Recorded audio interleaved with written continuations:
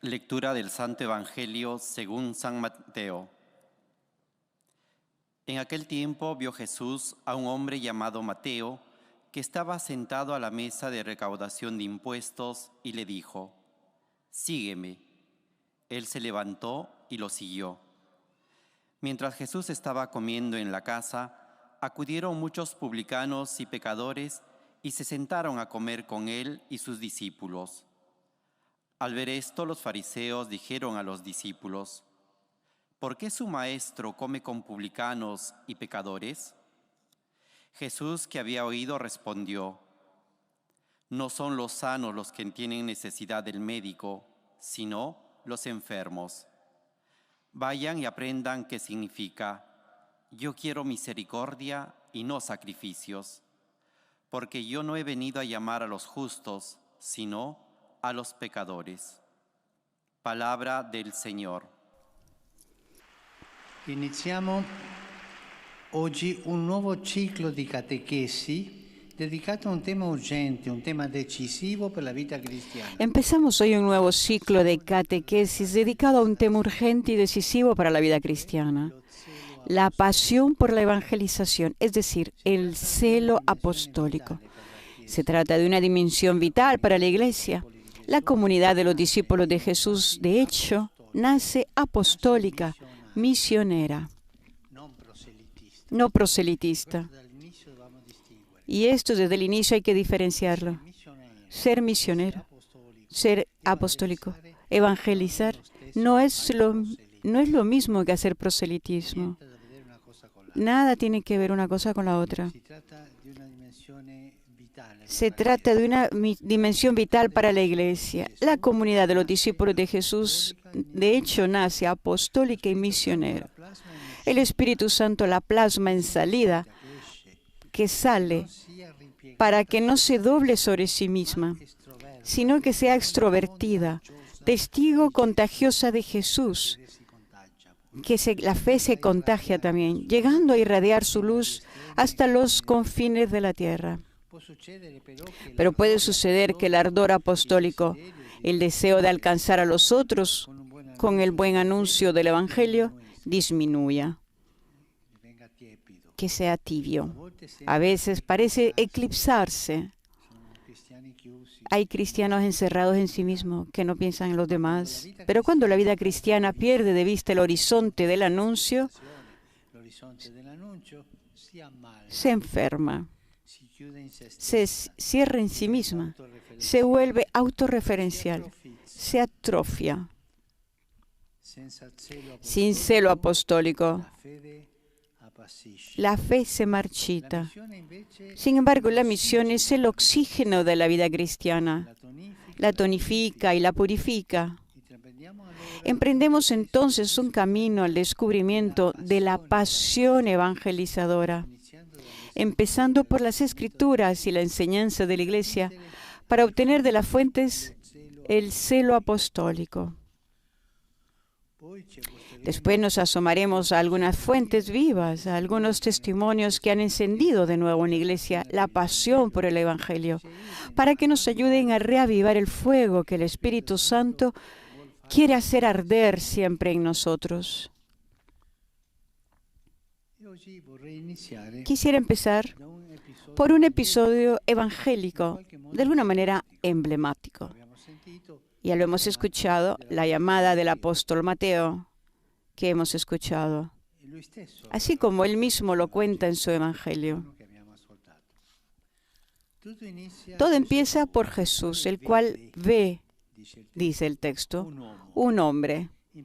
Pocos veían a Mateo tal y como era. Lo conocían como aquel que estaba sentado en el despacho de impuestos. De hecho, era un recaudador de impuestos, es decir, uno que recaudaba tributos de parte del Imperio Romano que ocupaba Palestina. En otras palabras, era un colaboracionista, un traidor del pueblo. Podemos imaginar el desprecio que la gente sentía por él. Era un publicano, así se llamaba. Pero a los ojos de Jesús, Mateo es un hombre, con sus miserias y su grandeza. Estén atentos a esto. Jesús no se detiene en adjetivos. Jesús siempre busca sustantivos. Este es un pescador, no, esos son adjetivos. Jesús va a la persona, al hombre. Este es una persona, esto es un hombre, una mujer. Jesús va a la sustancia, al sustantivo, nunca al adjetivo. Deja pasar los adjetivos.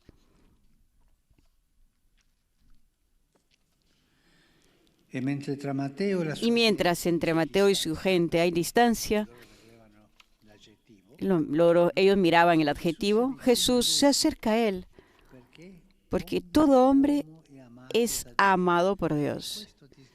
También este desgraciado tiene, claro. Más bien, Él ha venido por ese desgraciado. Lo dice el Evangelio. Yo he venido por los pecadores, no por los que están sanos. Esta mirada que ve al otro, sea quien sea, como un destinatario de amor, es el inicio de la pasión evangelizadora. Todo parte de esa mirada que aprendemos de Jesús. Podemos preguntarnos, ¿cómo es nuestra mirada hacia los otros? ¿Cuántas veces vemos los defectos y no las necesidades? ¿Cuántas veces etiquetamos a las personas por lo que hacen o piensan? También como cristianos nos decimos, ¿es de los nuestros o no es de los nuestros? Esta no es la mirada de Jesús. Él mira siempre a cada uno con misericordia y predilección. Y los cristianos están llamados a ser como Cristo, mirando como Él, especialmente a los llamados alejados. De hecho, el pasaje de la llamada de Mateo se concluye con Jesús que dice, no he venido a llamar a justos, sino a pecadores. Y si cada uno de ustedes se siente justos, Jesús se acerca a nuestros límites, a nuestras miserias, para curarnos. Por tanto, todo empieza por la mirada de Jesús. Mira un hombre, Mateo. A esto le sigue un segundo paso, un movimiento. Primero la mirada y segundo un movimiento. Mateo estaba sentado en el despacho de los impuestos. Jesús le dijo, sígueme. Y él se levantó y le siguió. Notamos que el texto subraya que se levantó. ¿Por qué es tan importante este detalle? Porque en esa época quien estaba sentado tenía autoridad sobre los otros, que estaban de pie delante de él para escucharlo o, como en ese caso, para pagar el tributo. Quien estaba sentado, en resumen, tenía poder. Y lo primero que hace Jesús es separar a Mateo del poder, del estar sentado recibiendo a los otros. Le pone en movimiento hacia los otros. Le hace dejar una posición de supremacía para ponerlo a la par con los hermanos y abrirle los horizontes del servicio. Esto hace Cristo. Y esto es fundamental para los cristianos. Nosotros, discípulos de Jesús, nosotros, iglesia, ¿estamos sentados esperando que la gente venga? ¿O sabemos levantarnos, ponernos en camino con los otros, buscar a los otros? Es una posición no cristiana. Deja que vengan y yo estoy aquí. Eres tú quien debe acercar. Eres tú quien debe dar el primer paso. Una mirada. Jesús mira, un movimiento, se levanta y finalmente una meta. Después de haberse levantado y haber seguido a Jesús, ¿dónde irá Mateo? Podríamos imaginar que, cambiada la vida de ese hombre, el Maestro lo conduzca hacia nuevos encuentros, nuevas experiencias espirituales. No, o al menos no enseguida. En primer lugar, Jesús va a su casa. Ahí Mateo le prepara un gran banquete en el que había un gran número de publicanos. Mateo, o sea, gente como él. Y Mateo vuelve a su ambiente, pero vuelve cambiado y con Jesús. Su celo apostólico no empieza en un lugar nuevo, puro, e ideal, sino ahí donde vive, con la gente que conoce. Este es el mensaje para nosotros. No debemos esperar ser perfectos y tener hecho un largo camino detrás de Jesús para testimoniarlo. No. Nuestro anuncio empieza hoy, ahí donde vivimos. Y no empieza tratando de convencer a los otros, sino testimoniando cada día la belleza del amor que nos ha mirado y nos ha levantado. Que sea esta belleza, hay que comunicar esta belleza para convencer a la gente. El mismo Señor, nosotros somos los que anunciamos al Señor. No nos anunciamos a nosotros mismos, ni anunciamos un partido político, sino que anunciamos a Jesús. Tenemos que anunciar a Jesús a la gente. Hay que dejar que el Señor los convenza, no nosotros. Como de hecho nos ha enseñado el Papa Benedicto, la Iglesia no hace proselitismo, crece mucho más por atracción. Esto no tienen que olvidarlo. Cuando irán, cuando ven cristianos que hacen proselitismo y que hacen una lista de gente para ir, ellos no son cristianos. Son paganos, pero tienen un corazón pagano. La Iglesia crece no por proselitismo, crece por atracción. Una vez, en un hospital, recuerdo, en Buenos Aires, se fueron las religiosas que trabajaban ahí porque eran pocas en el hospital y vino una comunidad de religiosas de Corea. Llegaron, por ejemplo, un lunes. Tomaron posesión de la casa de las anteriores religiosas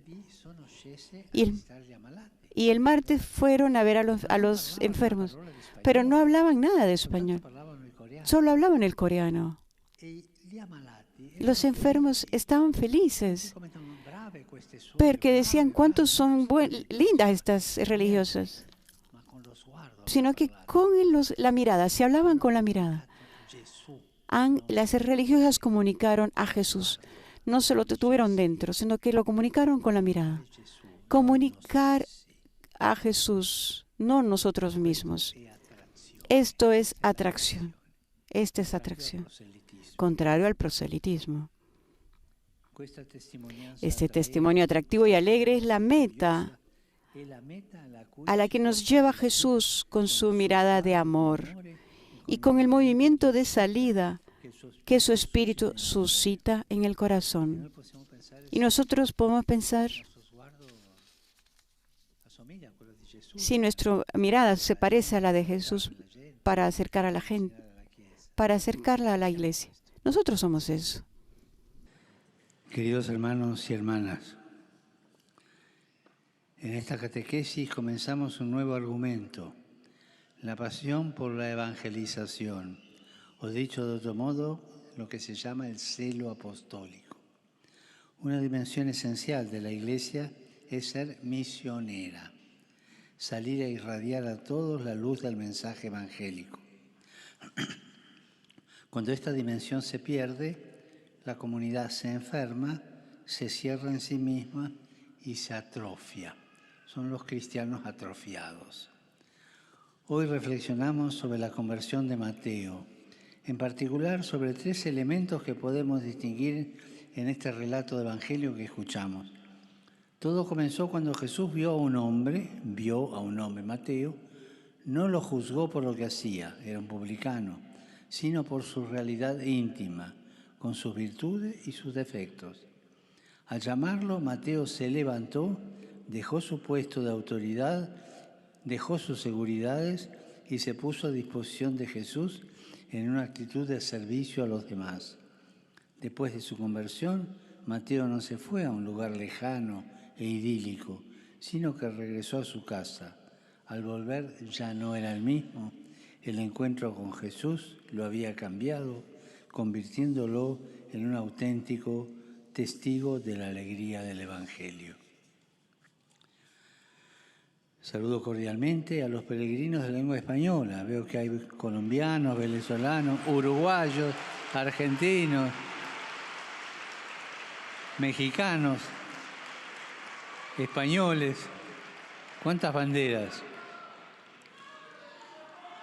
Pidamos a Dios la valentía de Mateo para que también nosotros, al sentir la mirada del Maestro que nos interpela y nos descubre como somos, seamos capaces de alzarnos de nuestra postración y ser sus testigos en nuestra vida cotidiana.